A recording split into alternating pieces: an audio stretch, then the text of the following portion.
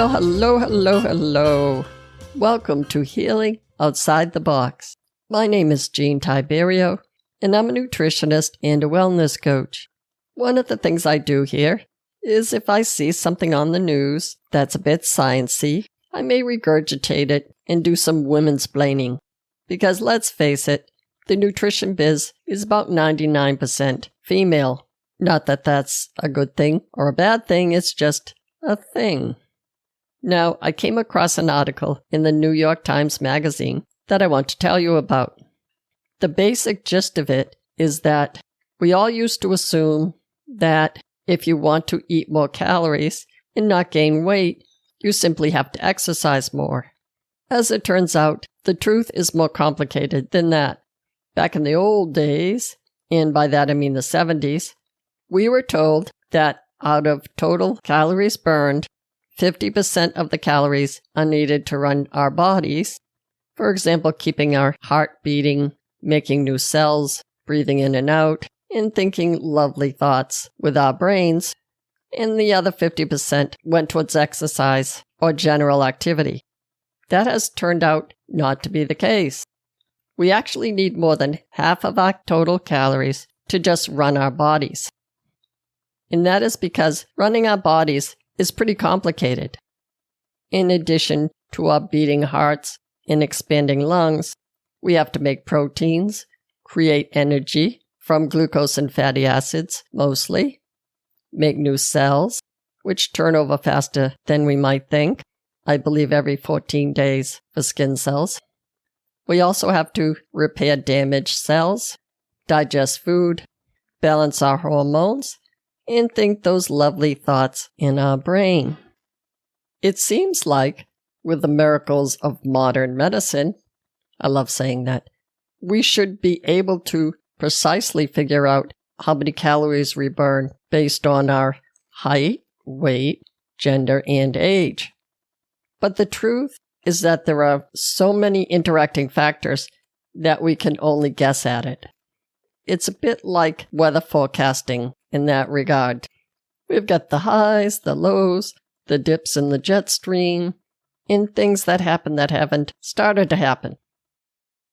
Way back when I worked in an outpatient cardiology office, I would see couples together, say if the husband is coming in for a low cholesterol diet. The wife occasionally would ask, "Why can my husband eat more than me and not gain weight?" My overgeneralized answer went something like, "Well, your husband is bigger and it takes more energy to run his body." In the animal kingdom, big animals need more calories than smaller animals. But the reality is that it is more complicated. It is also muscle mass that burns calories in men, who simply have more muscle than women at the same weight. I had this conversation with a woman who wanted to be thin but did not want the muscle mass. I remember mentioning that when you add muscle mass, say by swimming or weightlifting, you may not lose weight, but you will burn more calories cooling down after the exercise and even more while you're resting. And her response went something like, "No, I don't think I want muscle mass." And I would say, "But you do." And she would say, "Oh, I don't think so." And then we both laughed, because she really didn't. Now, nutritionists have a mathematical equation to estimate what's called basal metabolic rate, or BMR, based on height, weight, and age. And then there is an additional factor that's multiplied in for sedentary, light activity, moderate activity, or high activity people. But once again, none of this is truly accurate for any one person. This BMR can vary due to genetics, body composition, as I just mentioned. More muscle equals more calories burned at rest, and hormonal factors, or what we often call the endocrine system, that's generally centered around the thyroid gland. Here is another example of how BMR can change dramatically. People with a fever will burn 7% more calories for every degree above their normal temperature. Add to this a viral or bacterial illness that forces our bodies to work very hard fighting off the invaders. Then there will be a breakdown or catabolic process going on, and all that requires more calories.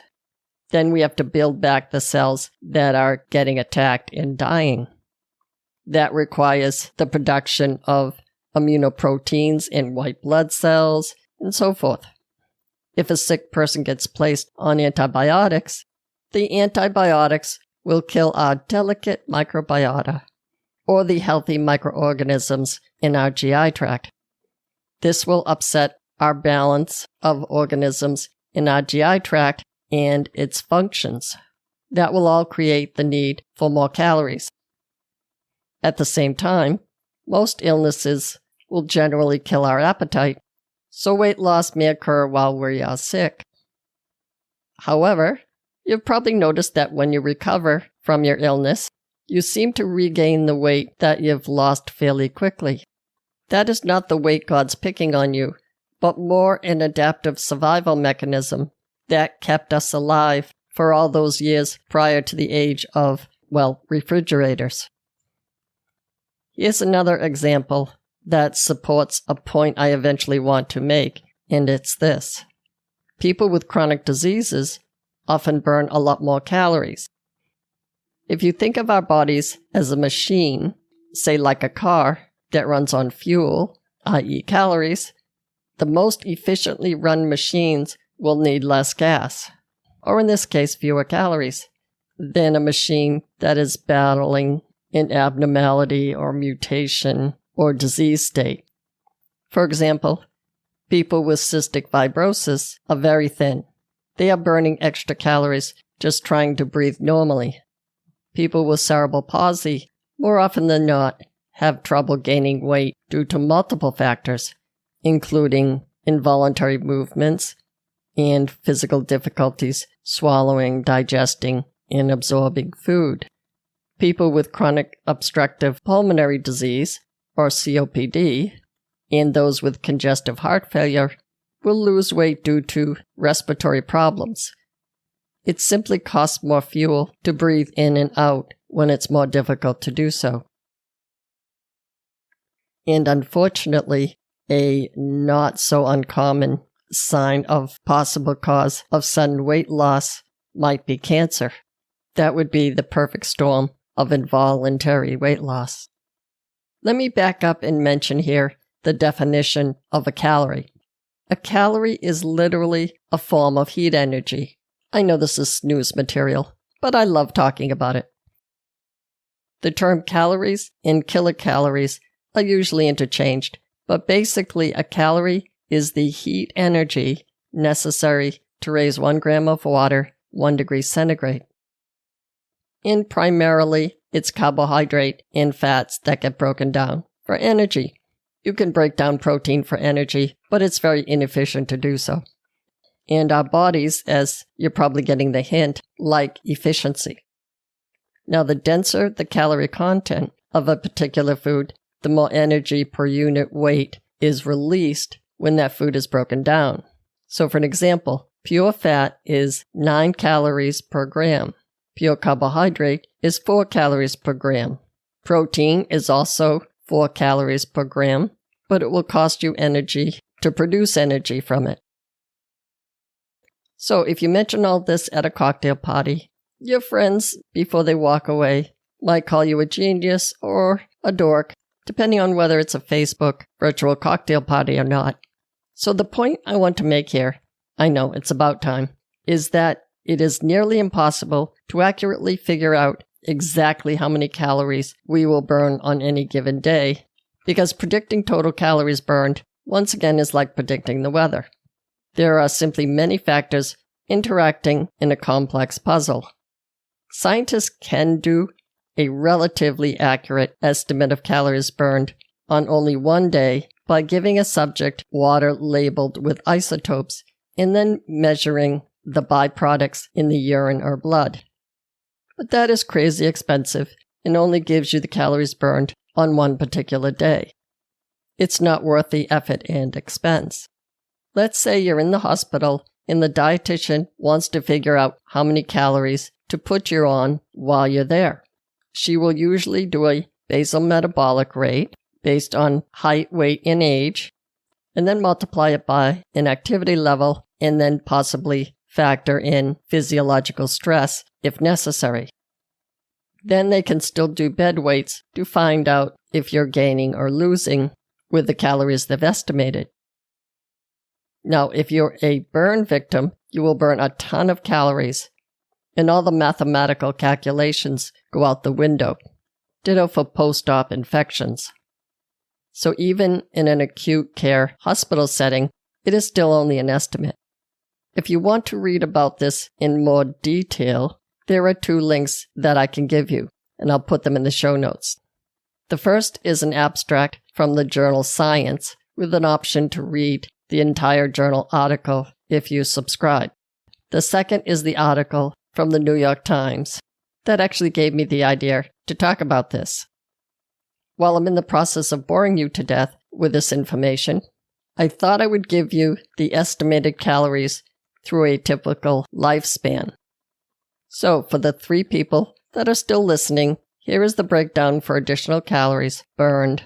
First, during pregnancy. In the first trimester, a pregnant woman only needs about an additional 100 to 150 calories per day. For the entire first trimester, or 13 weeks, the goal is to gain only 1 to 3 pounds.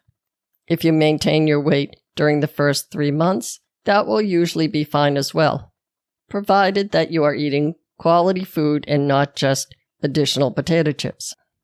Now, what specific guidelines your OBGYN might give you for weight gain throughout the pregnancy may depend on your weight prior to the pregnancy. For the second and third trimester, the recommendation is usually about 1 pound per week of weight gain. The estimate, again just an estimate, is that during the second trimester, you should have an additional 340 calories per day, and for the third trimester, you should have an additional 450 calories per day. Again, these are averages and estimates. The goals are going to be higher if you're underweight and lower if you're overweight. Now, when the infant is born, and until the infant is 6 months, the infant needs the most amount of calories and protein per unit body weight than at any other time in their lives. After birth, there is usually a slight downturn in the infant's weight as opposed to an adjustment in the feeding, but this is quite normal and expected to happen. In general, an infant's weight is expected to double by 4 to 6 months and triple by the end of their first year. Infants take in a lot of calories for their size, but surprisingly, not so much additional protein. Human milk has only 7% protein, and cow's milk has 20% protein and less fat than human milk. Now, the infant formulas generally have more protein with added iron versus human milk, but obviously no antibodies. Now, in terms of expected growth during infancy, every infant or child has their own pattern of growth, genetics playing a huge role here. And pediatricians generally only get concerned if they see weight loss. Failure to thrive is literally defined as a 35% or more drop in the weight per length for the first 2 years of life. After 2 years of age, it's a 35% drop in weight for height. Now, after 2 years, the caloric intake and growth can occur in spurts. And of course, this will vary. Now, the growth spurts in high caloric needs will start to slow down after the age of 6 or 7. Then, in adolescence, as we all know, growth in caloric needs can speed up significantly. This is when nutrient insufficiencies can be apparent. During puberty, girls will need 18 milligrams of iron, that's per day. And boys will need some extra protein, but a lot more calories because of the increase in their muscle mass, along with athletic activities for many boys at that age. So even in adolescence, boys will need a lot more calories than girls at their particular age group. During the teenage years, there's also a lot of difference in calories burned, depending on the rate of growth and physical activity. But their protein needs don't differ all that much. The protein needs will tie in more to rate of growth versus physical activity. But in adolescence and in adulthood, we really don't need as much protein as we may think. As adults, the average normal weight male needs about 56 grams of protein per day, and the average normal weight female needs about 46 grams of protein per day. Having said that, there are some differences. If you're a relatively healthy person and you're interested in how much protein you may need, you can multiply your weight in kilograms times 0.8. Now, how do you get kilograms? Well, you take your weight in pounds, let's say it's 150, divide that by 2.2 to get the kilograms, and that's 68. And then multiply 68 kilograms by 0.8 to get 54 grams of protein per day. Now, as an adult between age 20 to 60 years, your caloric needs remain fairly stable. It is only after 60 years of age that your needs for calories, protein, and even fiber will decrease slowly over the years. Women will find a more noticeable drop in calories after menopause for multiple reasons. Obviously, menstruation creates a greater need for calories, protein, and iron, and these needs will decrease after it stops. Metabolism slows down because the hormones that are part of the endocrine system that regulates our metabolism will slow down. The amount of muscle mass that you may have in middle age will start to decrease as you start to slow down. And this directly affects the amount of calories you burn at rest and with activity. So large men throughout life who engage in strenuous sporting activities will need a lot more calories because muscle is what burns all of those calories. Even after 60, men will burn more calories than women because they have a larger muscle mass. So I have used the word muscle mass intentionally throughout this, well, let's call it a soliloquy. Some people might call it a lullaby if they've nodded off, for this reason. We can't do much about our age, our gender, or our genetics. However, we do have control over the quality of our food intake and our exercise habits. If we want to continue to burn more calories later in life, one goal can be to increase our muscle mass. And that's especially true for women, but also for men. Any type of weight-bearing exercise is great. Most exercise experts will recommend a combination of strength building and aerobic exercise. The usual recommendation would be for, say, a daily routine that includes both indoor and outdoor activities. Unless you happen to live in LA or anywhere in Southern California, it's not always sunny and warm every day. And a daily routine that can go indoors or outdoors can be worked into your daily habits.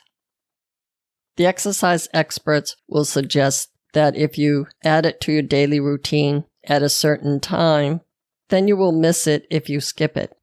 So ideally, maybe one activity that increases muscle mass and one activity that's aerobic. And the aerobic doesn't have to be running. It can be walking, or those foot pedal exercise thingies, or a stationary bike, or dancing, whatever floats your boat. If you like to get distracted, you can choose one of those exercisers that you can do while you're watching TV. Basically, whatever works for you that you can fit into your schedule. Let me conclude by saying that we are all wonderfully unique individuals and should all beat to our own drums when it comes to our nutrition, our activity, and our body weights. That's all I have for you today. Be well and stay tuned next week for another episode of Healing Outside the Box.